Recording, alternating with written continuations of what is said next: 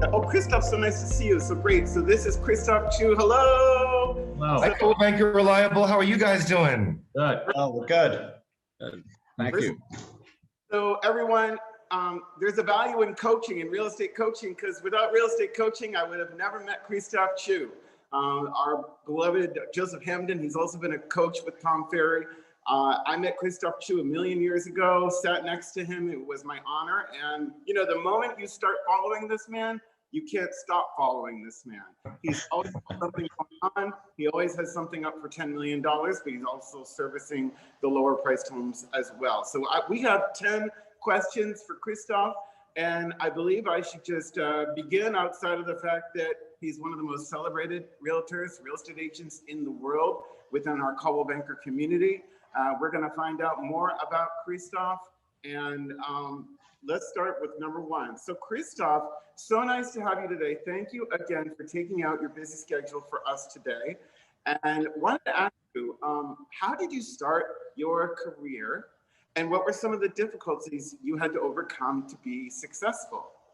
Oh, well, that's a good question. So I did start my career in real estate pretty young. I just turned 18 when I got my license. And it kind of came about where when I was 16, I was discovered here in LA by a modeling agent, and I became a fashion model. So I was traveling quite a bit around the world. And my girlfriend at the time, who's now my wife of almost 30 years, she didn't like me traveling around the world on flights and with all these models all having fun all the time, right? So she said to me, why don't you get a more stable job? And I was 18 years old. I wasn't even 18. Yeah, I was 18, I guess. Young and dumb. And I thought, she said, how about real estate? And I thought, I could be my own boss. I could drive a fancy car. I could show pretty houses, and I could make a lot of money. I had no idea there were such things as escrows and loans and inspections and title. I had no clue. I just thought you just showed houses and you made money. So I got my license, and I was hired. The first office I went to, they did not hire me. I was living with my family at the time. I was 18, and it was an office near our house. And the manager said to me, what are your goals? I said, I want to make $1 million a year and drive a Rolls Royce. Well, she thought I was nuts. So she didn't hire me. She's like, no, I don't think you're the right fit for our office. So I went to the next office close by, which was in an area called Hancock Park. The manager did hire me, and I was there for about a year, and I had done one sale. It was a $43,000 co-op, which there are very few in LA. And I sold it. It was a $1,700 commission. And my manager called me in, and she says, you know, Christophe, you've been here for over a year, and you really haven't done any business, so you've got 90 days or you have to leave the office. So I guess that gave me some motivation. I started going to conferences. In those days, it was a Roger Butcher. Do you guys any of you old timers remember Roger Butcher? No, probably not. I'm not that old. Too many young people here. So he basically taught me how to call expired listings in for sale by owners. So I started doing that, and that's kind of how it started. So it was a rough beginning because, you know, I was 18 years old. None of my friends or family were buying or selling.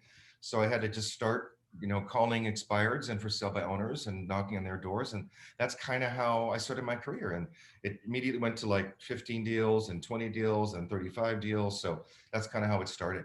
And what's so important to me, Christophe, is that you are self-made. You weren't relying on all sorts of contacts to receive new listings and have the neighbor's house for sale. You started from the ground up. And I think that's really important for everyone to hear, because when I look at your advertising, it looks as if you've just been swimming in this ever since you were born, but you started self-made. People often think that don't know me that I was born with a silver spoon in my mouth.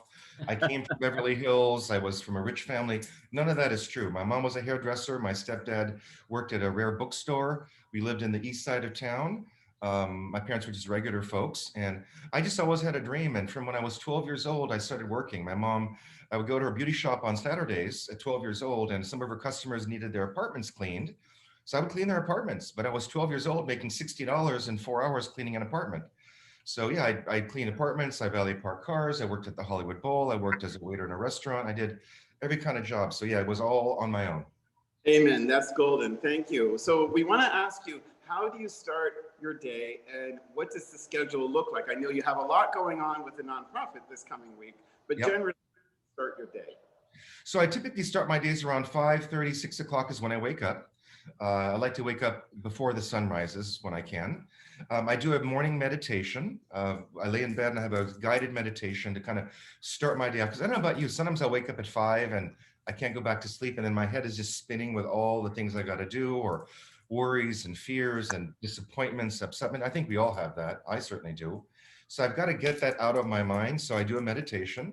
And then as I'm getting ready in the morning, I listen to another kind of guided affirmation while I'm getting ready and dressed and, getting myself together. Then I try to take a walk in the morning. I don't always have time to do that.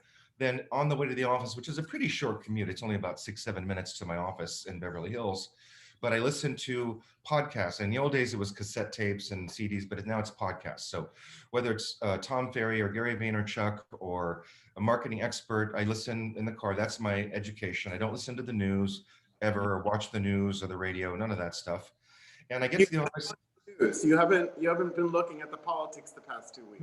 Nope. Only thing I did listen to the radio the other day, and I stopped listening because it was just too many commercials. All I wanted to know was who was our mayor and did the election tax pass. That's all I cared about. Let's move on. I don't watch the news. We don't need that. That's dangerous stuff.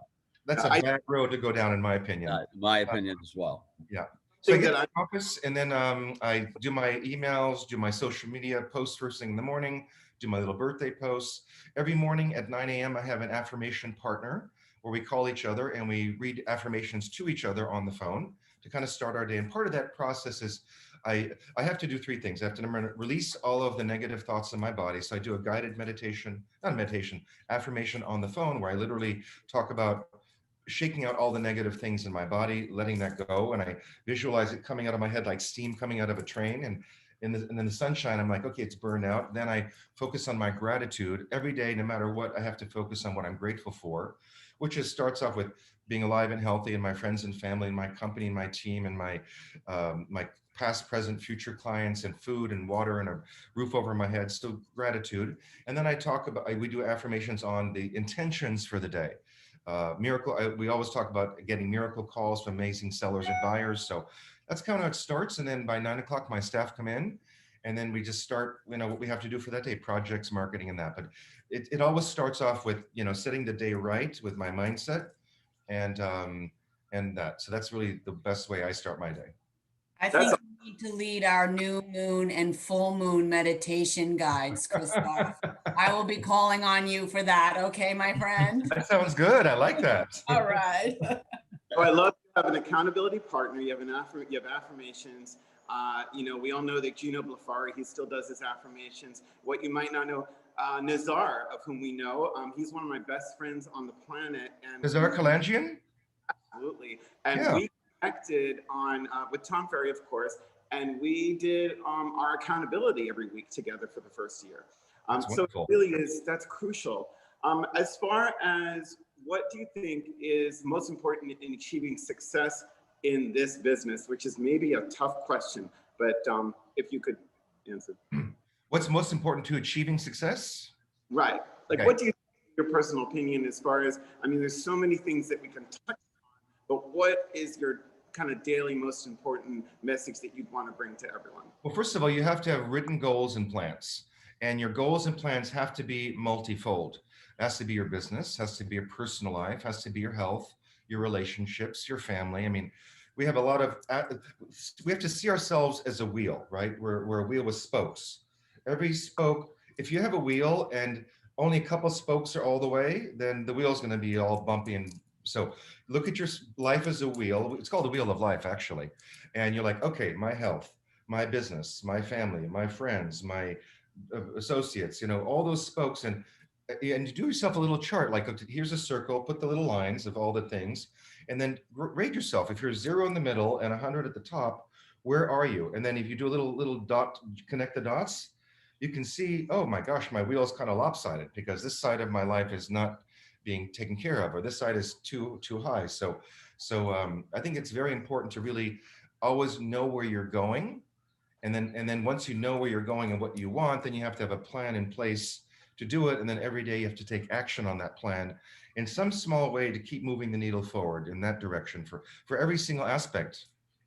Excellent. So I wrote down the words wheel of life, and Robert Krieger, our director of sales, he is always discussing business plan. So we will take action on that. And I'm sure there are graphics on Google that should talk about the wheel of life. I'm sure I got it somewhere. So. Oh no, I'm gonna research. Absolutely. So what steps did you take to kind of level up the business? So we know you now have a team. I'm sure you've had support for a very long time. You were shifting from working all by yourself to having support, how did you do that?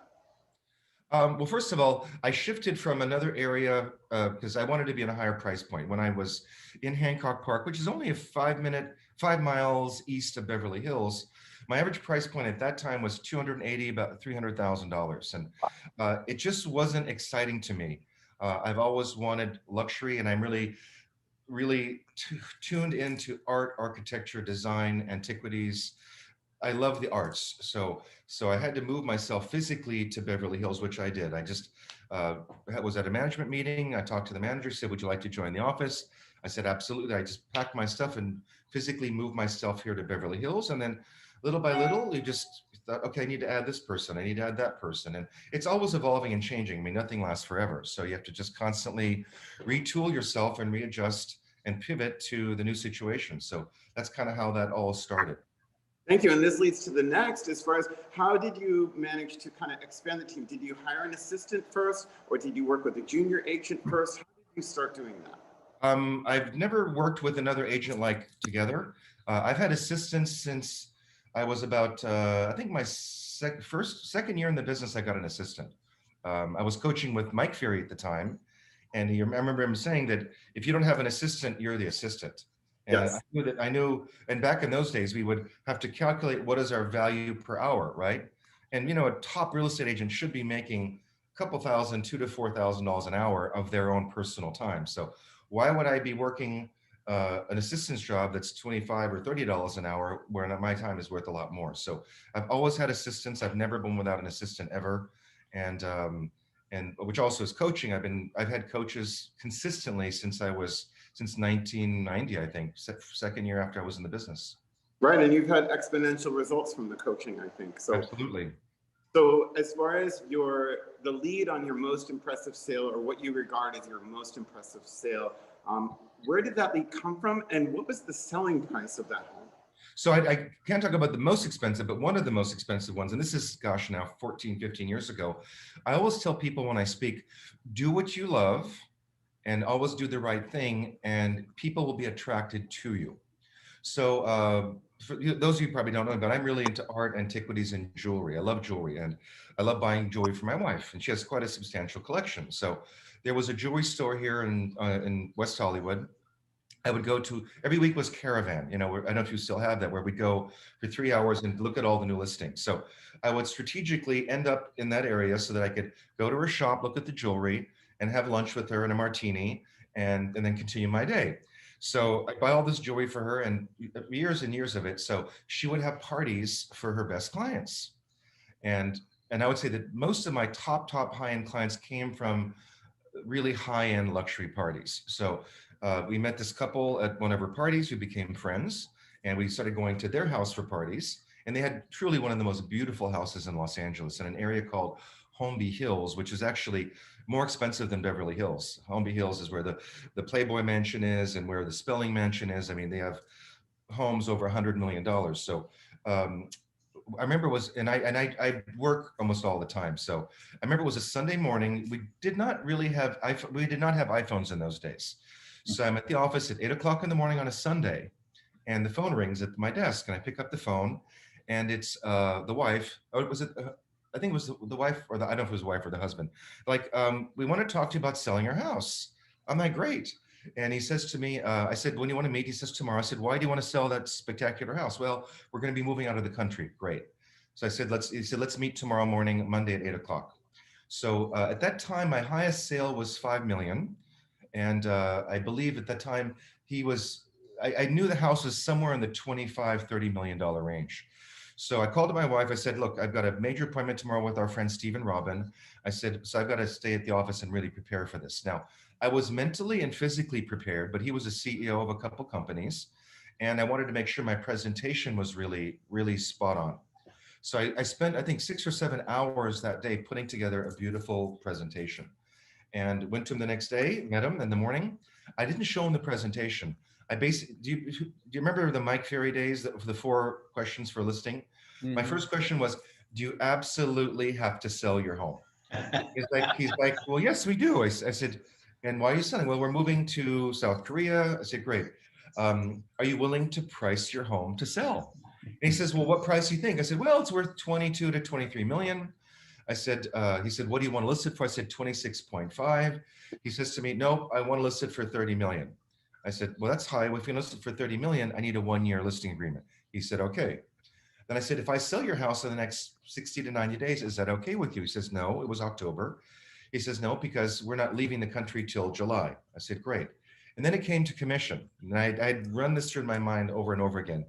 He says, what's your commission? And I know no one in this price range of 20, 30 million would ask for 6%. I smiled, I said 6%. It was typed in the contract. And we didn't have win forms in those days. It was literally typed by the typewriter. And he says to me, I'm only paying you $1 million to sell this house. So I knew that was fine. I wanted the listing. So I scratched out 6% and I wrote in $1 million. And lo and behold, 13, 14 months later, we sold the house for 22.5 million and we got paid $1 million. So that's what, oh, and the best part of this story is, I think it was when they were getting ready to leave, they're like, well, Christophe, you know, my brother-in-law was going to live at the house. It was a 15,000 square foot house on a big piece of property with tennis court and all that. And he had the art collection and antiques were worth more than the house. So he was concerned about it being vacant. And his brother-in-law was going to stay, but they have 2 children going to school and it didn't work out. He's like, would you and your wife mind living at the house while it's for sale? And I called up my wife and said, honey, you know, they want us to live at the house. She's, yes, of course. More parties. No, it's true. So we moved in the house. We had quite a few parties at the house to promote the property, and of course, personal parties. And I almost double-ended the property from one of the parties, but it didn't quite work out. He wouldn't pay the price. But so that was really a really fun, exciting listing. And it came from buying jewelry and doing what I love. And when I look back at most of my 30, 40, 50, 60 million dollar listings, they all came from connections of people I met at events and parties, Right. including charity events. That's great. My take home with this is that you were at the office on Sunday at 8 a.m., if we can say time, right? And then I wrote down 1-year listing agreement. Yep. Right? These things are really important to me. I mean, we have so much traffic at our Harlem, Manhattan office on Saturday and Sunday morning. You know, that's when huge amount of traffic because that's when people are kind of out there buying a bagel and getting relaxed. And you never know who you're going to meet. Yesterday at lunch, I go out to lunch every single day, and we're sitting at lunch, this couple, and I could see he had a very expensive AP watch, and she had nice diamond jewelry and Cartier bracelets, and they had 2 little children, and they just bought costumes for them. And I said, well, would you guys like for me to take a photo of you guys together? I said, oh, we'd love that. Because I said, I know when I'm when I'm out and you forget, oh, I didn't have a picture with the family, right? So I said, what brings you? I said, you're not from LA, are you? They're like, no, we're from Chicago. I said, what brings you to LA? I said, we're actually here looking to buy a house. And I'm like, do you have an agent? And they're like, no. I said, well, here's my card. There you go. So always look for opportunities and never be afraid to say hello and not necessarily ask for something, but just see what you can do to help them somehow. If you see someone looking around like, where do I go? Especially in Manhattan. Oh, can I help you with directions? You know, you never know who they are. So I want to ask, you've been with Coldwell Banker for a very long time. I apologize, I don't know the exact timeline, but how has Coldwell Banker benefited your business these past 2 or 3 decades? Because I know you've spoken in Abu Dhabi, I think. You've kind of been all around the world. How has it impacted your business? So particularly in the luxury space, I've been with the company since I started. We were not Coldwell Banker, but Coldwell Banker purchased us at one point in time. And when I first started, I felt the company was John Douglas Company, was the best company in LA for luxury. And when Coldwell Banker bought us out, I liked them and I felt they were a great company, and they still are the best company in my opinion in real estate. Coldwell Banker has been a huge support to me, both from the national marketing team, the local marketing team, the management, and also the network I built since Gen Blue started, you know, the Gen Blue conference, which I highly recommend all of you to attend Gen Blue every year. Gen Blue is where and particularly, you know, your guys are in New York. A lot of buyers are from out of the country, right? So for me, and I speak several languages, I love to travel around the world. So starting at the first Gen Blue 14 or 15 years ago, I met, you know, Laurent Vanda, the owners of Coldwell Banker France and Monaco, then the owners of Italy, the owners of Spain, the owners of India, the owners because all the franchise office companies outside of the United States are franchisees. There's one master franchise holder, and then he sells franchises to different broker owners for different locations. So I just started meeting them, introducing myself, going to lunches with them. And then when I go to Paris, I call up Laurent Vanna and say, hey, Laurent Vanna, let's go and have lunch and dinner together. Let me come to your office and talk about our market and talk to your agents about marketing or videos or whatever. And I do the same thing when I go to Dubai or anywhere I go around the world, because they truly are the creme de la creme of the luxury agents around the world. And it's really nice to have them. And I can be on a listing appointment and they'll say, well, how are you going to market my house internationally, right? I said, it's real simple. I said, I just pick up my phone, my personal network of my friends that own companies outside the country, and I call them and send them videos or ask them to promote it to their office meetings. So Co-Banker just has the best tools and the best information and just the best strength, particularly now with the market and so many companies laying people off. Co-Banker is very well positioned. So, so if it wasn't, I wouldn't be here. But I have no reason to leave, and I've always felt really supported well by a company, like I said, locally in my office. Southern California, and then nationally, and then internationally. Excellent. Well, thank you so much. And you're very big on branding. I do want to say I have a background that says Kristoff sells LA on the mountaintop. But my background changed last minute, so this is some garden. But how has coaching impacted your business? I mean, I know you were directly with Tom Ferry, I think, for a while. How has that impacted your business? Yeah, so I started with Mike Ferry, Tom's father, for the first, 10 years or so. And then with Mike Ferry, when Tom left Mike's company, I then joined Tom coaching with him. I couldn't be without coaching because, again, kind of like being part of Co-Banker, I have great coaching calls. Really, Tom provides the best to-the-date information of really what's needed today. And, the world has changed so much in real estate in the last I've been doing this for 33 years. I mean, back in the day, we barely had computers. We had fax machines. A lot of you young people don't even know what a fax machine is. So coaching really doesn't put me where we are today. It puts me in the future. Like, with videos, I did a post yesterday about when Tom Ferry made me buy my first video camera in 2007, and I started doing my first videos.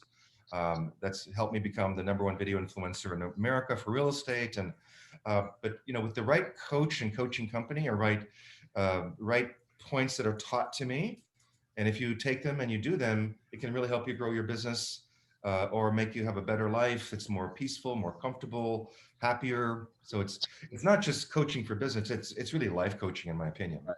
Thank you, Kristoff. I wrote down the words "puts me in the future," so that's really pivotal, I think. And as far as the nonprofit, so I've been looking at your stuff. What are you? I know what you're involved with, but share with everybody what you're involved with. Share with everyone what you're doing this coming week.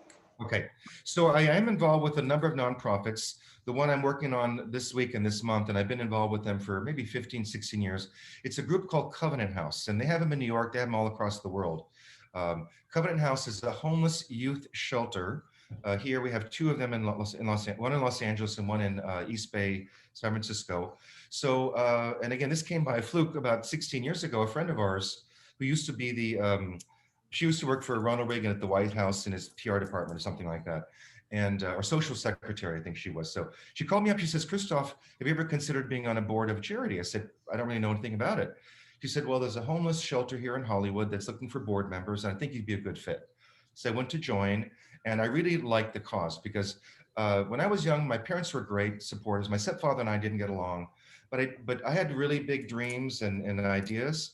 And my mom was a hairdresser. She didn't understand them. My stepfather and I were like oil and water, so he didn't understand them.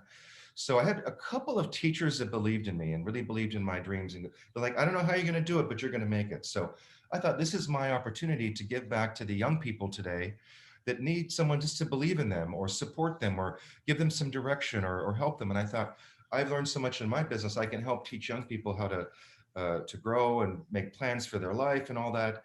And so, so what I'm doing this coming week is we have been doing now for about 9 years. It's called an annual sleep out, where we literally sleep on the streets in Hollywood on the cement. We get two cardboard boxes, what do you call it? A sleeping bag. Right. And basically from, we get there at 7, we have a nice dinner with the youth that are in our shelter. We have, I think about 400 youth living in our shelter here in Hollywood. And they talk about how they got off the streets and how Covenant House has helped them and where they are in their life now. And then we literally go and we sleep on the street till 5, 6 o'clock in the morning, so that for one night we can actually get a taste and feel of what they deal with every single night of the year.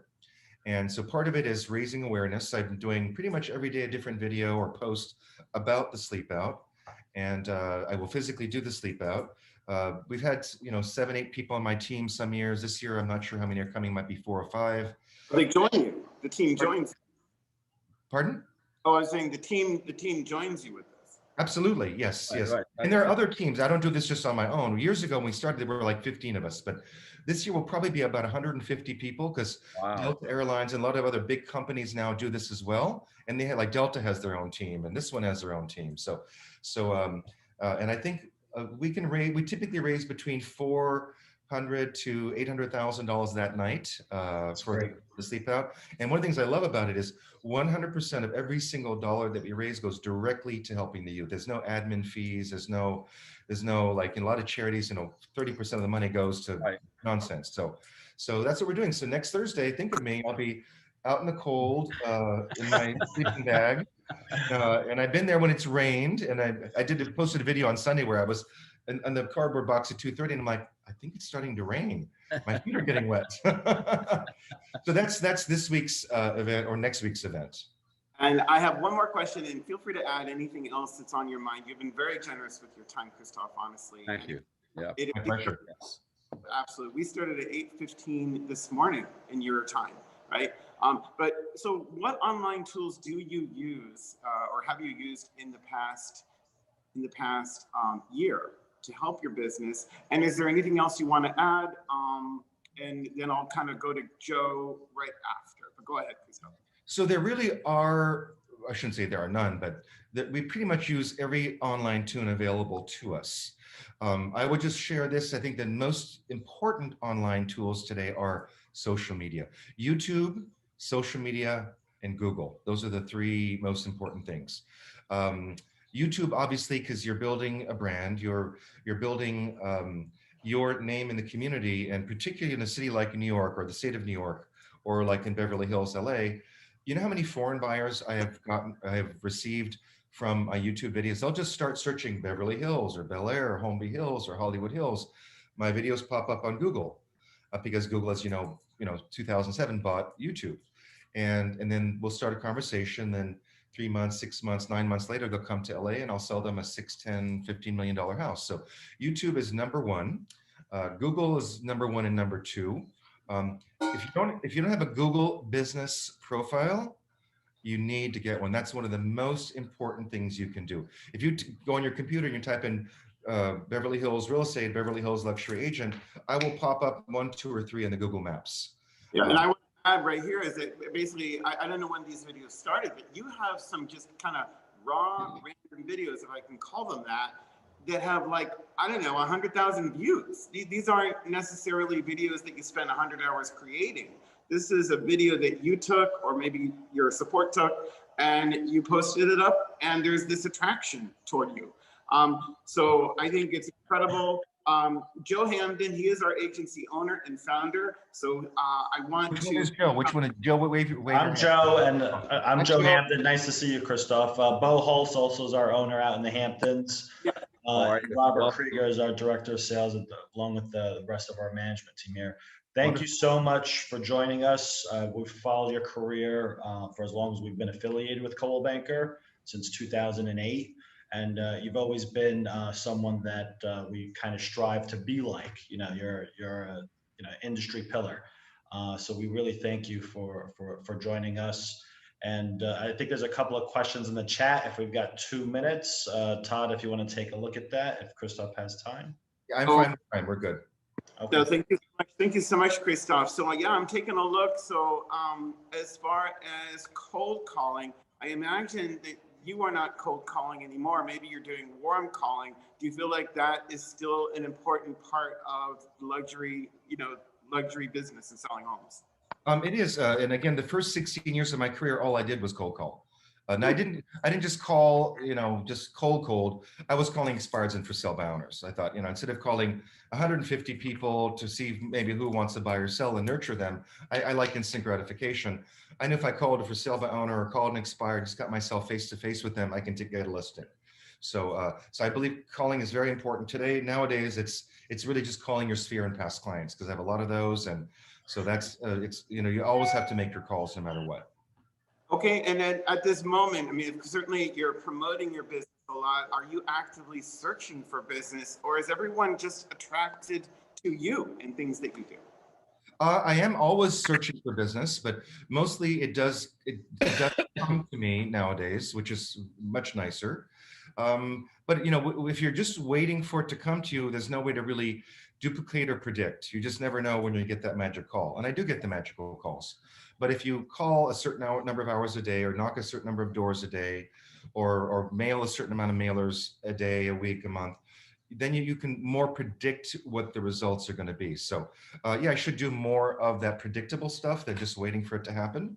But on the other hand, I believe in the law of attraction. And I think the more I do what I do, the more people are attracted and come to me and want to do business. And if someone calls me to do, because of my videos, I know they're going to buy. I remember it was 4 years doing videos after Tom had me start, right, Todd?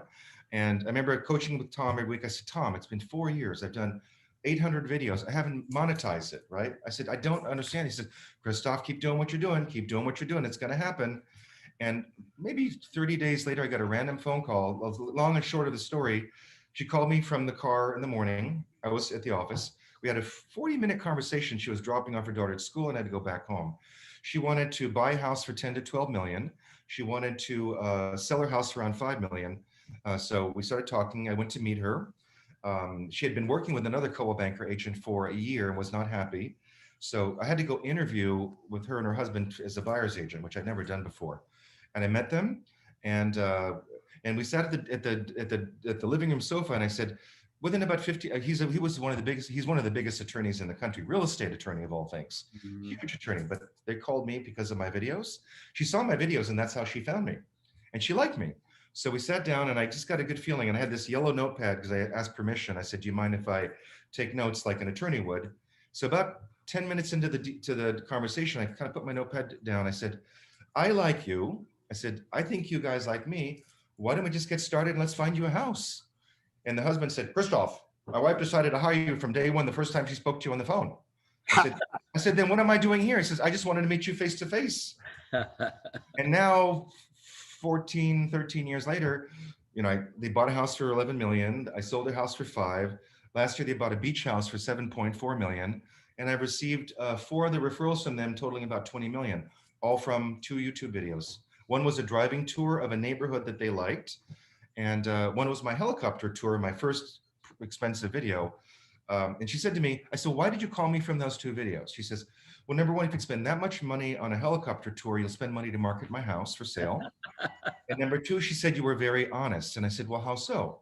"On this driving tour, it's an area called Stone Canyon in Bel Air. It's a canyon." And I said in the video, I said, "If you're a sun lover, even though it's a great neighborhood with trees, it's very rustic, it may not be for you because the sun will rise a couple hours later in the morning because of the mountain and will set a couple hours earlier in the afternoon." And they were in escrow on an $11 million house on that street. But when they came at 3 o'clock in the afternoon in summertime and the pool had no sun because the mountain is already blocking the sun, they canceled the deal. So again, it took 4 years though to start monetizing videos, but it happened. Yeah, I mean, Tom Ferry, he used to kind of shout a lot, honestly. So 15 years ago, I had a similar experience where he was just like kind of raising his voice to me. If you're not going to do a video, then there's just no point in doing anything in real estate.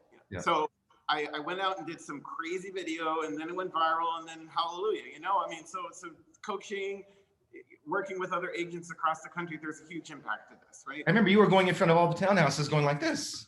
That's right. That's the one. God bless for remembering. So we had a question. It's interesting. You referenced the $40,000 home or the $50,000 home.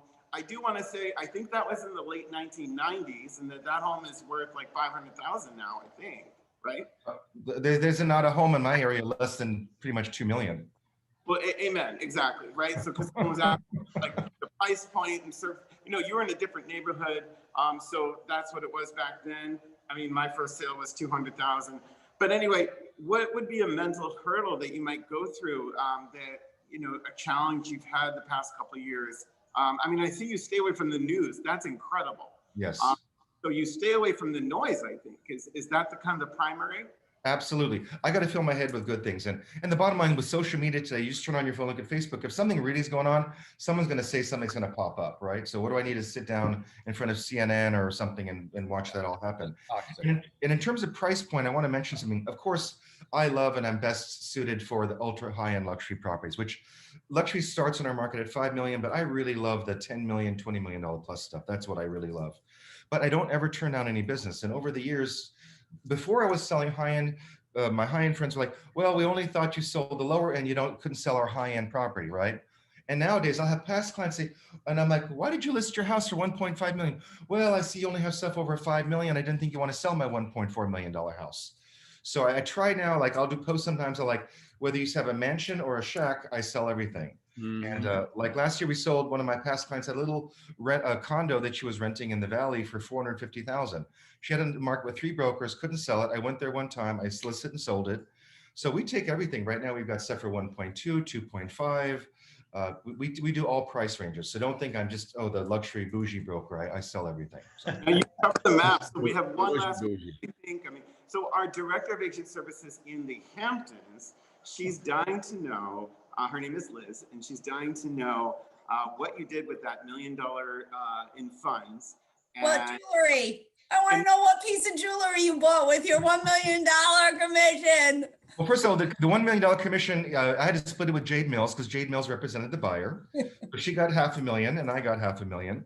But at that, and I'm always changing. So it was because we closed. It was December. It was like right after Christmas we closed, and then before the new year. And in my meditations, my mind kept saying to me, "Do not buy anything. Do not buy anything next year. Nothing." I don't know why, but I think we sold that house in 2006 or 2007, but it was December. So I listened to that voice, and that next year I did not buy a single piece of jewelry, a single piece of clothing. And then what happened? The market crash of October 2008. Right? Wow. No. Even though, but in the past before that, I'd have 2 or 3 escrows ready to close or 5 escrows. And I'm like, ooh, I've got all these commissions coming. I'd go out and buy something on my credit card thinking, oh, the deal's going to close. And some of the deals don't close. Right. So, Right. But after that big deal, I did not buy a single thing. So, Kristoff, the questions keep coming. So we have one more. I mean, I'm okay with it. I'm good.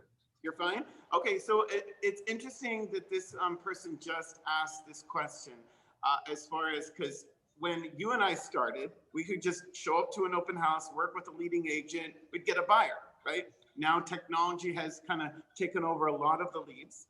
How do you navigate through that? What is your experience with that? Where do you see this going for the next 5 years as far as technology and the real estate community? Well, it's really constantly changing for sure. And now that the market's cooled off, all those iLeads and all those Zillow Pay leads, that's kind of gone now, right? So to me, I still truly believe in picking up the phone, calling people. You meet someone, you follow up with them. And a lot of people, I don't like to pick up my phone unless I'm in the middle of a deal or something. So I quite often just have my little tripod and I just shoot a little 30-second, 30-second minute video to send to clients, new clients that I just met or clients I'm nurturing. So I believe really keeping in touch with people. And another great thing that we have now that we didn't have before is when Facebook birthdays come up, I hope you're always wishing your friends and family and clients happy birthdays. Or you see their kids just graduated from high school and they're going to USC. You call them and congratulate them. Pay attention to your clients and friends' special moments and let them know you care. Then they'll hopefully think of you when they're ready to buy or sell real estate, or have a friend that wants to buy or sell real estate. So I think that's an important element of technology that people, it's another birthday. Oh, I'm tired of writing the birthdays. Well, why not write a nice birthday message? Make it unique and special and beautiful. And every year I do that, and people seem to really love my birthday messages. And they think, wow, Kristoff took the time to send me a birthday message. You know what I mean? There are other people that either don't send me birthday messages. So unfriend.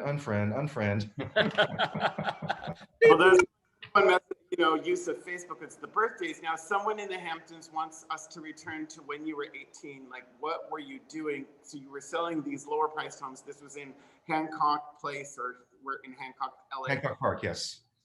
I'm so sorry, Hancock Park. I have been there. I messed up the neighborhood name.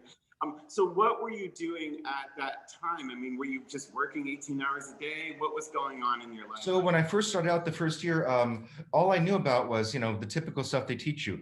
You do open houses, you sit floor desk, right? So do you guys have floor desk in New York? We don't really have that anymore. Yeah. Yes. So I was doing 2 open houses a week. I think 1 in the weekday, 1 in the Sundays, or maybe Saturdays, but 2 a week consistently. I would meet people, but never made any deals from that. And then I do the floor desk where you sit there. In those days, you had to literally sit at the desk for like 4 hours, right?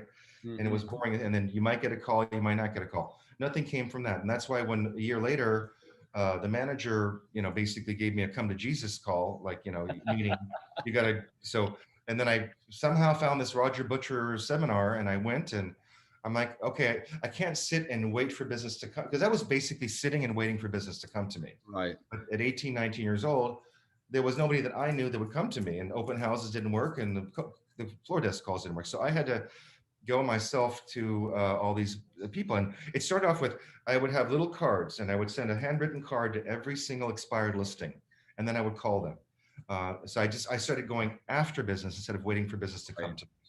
Absolutely. I think that's golden to end on. I mean, I want to respect if Joe or Robert has something else to discuss, but we really treasure this experience, Kristoff, like you can't imagine. So to have a man like yourself join us and just go over all these life-changing events that you had in real estate is really phenomenal. Joe, would you have any last words for us? Yeah, just Kristoff, again, thank you so much. We really, really appreciate you being here. I know that the agents that are here and our leadership team have gotten a lot out of this meeting. I especially love that you're still calling and that there's still a prospecting element to your business, because we push that every day, and it's really important. But again, thank you so much for joining us. And if you have any referrals in New York City or the Hamptons, we'd love to help you. What's so funny about, everything is tied. So all of our really mostly Upper East Side wealthy friends in New York, they have their apartments or townhouses in the Upper East Side. They have their houses in the Hamptons. They have their condos or houses in Palm Beach, and then their places in Aspen, right? Isn't that the 4 points of New York? It's like, we got to do a season in Palm Springs, season in Aspen, season in the Hamptons. So it's interesting how that all works. But I'm very, very grateful that you asked me to come speak with you guys. I really appreciate it. And I would love this this video so I could put it on my podcast and all that. And also another encouragement, you guys are probably all in the luxury market. I encourage you to go to the global luxury events. We had the global luxury event in July, which was fantastic. Engage. And Michael Altman is our new head, and he's terrific. So go to those events. Make sure to come say hello to me so we can meet face to face at the event. And then also connect with me on social. When we're done, go to YouTube. I mean, all the platforms, and just type in my name, and let's become friends on social and keep the conversation going. But I thank you all so much, and I feel very honored that you asked me to be on your call today. Thank you so much. You're an incredible guy, Kristoff. Thank you. Thank you. Thanks, guys. See you later. Kristoff, take care.